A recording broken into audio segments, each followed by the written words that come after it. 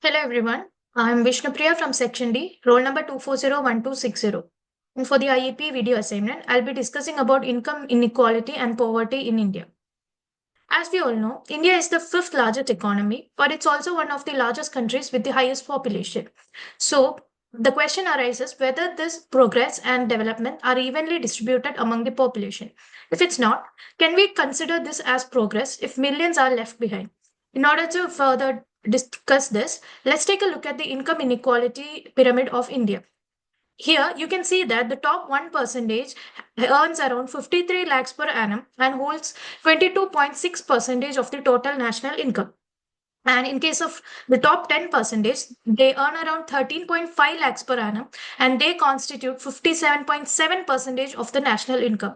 But if you go to the bottom 50%, they only hold 15% with around 71,000 rupees per annum. So this shows that there is vast difference between the top earners and the lower income groups in India. And one of the surveys showed that the 50 percentage work in the bottom 50 percentage is done in agriculture or informal sectors with limited opportunities for upward mobility. So with government needs to interfere to bridge this gap through progressive taxation, job creation, education reforms, and social welfare schemes.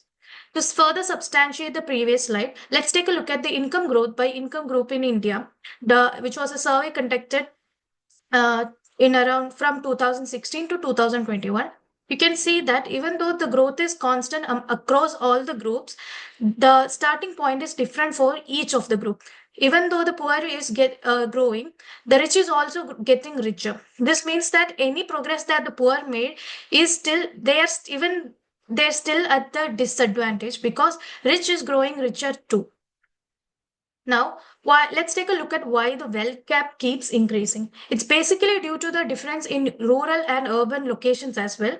You can see that the rural people barely have access to basic amenities like water, food, shelter, etc. across the country, whereas urban people don't face such difficulties.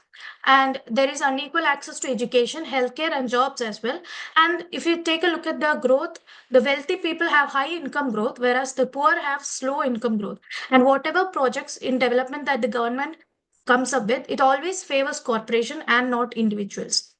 So we should also consider the fact that urban areas are more exposed to job opportunities, better education, and healthcare as well, whereas rural areas have high agricultural dependence and an unstable income.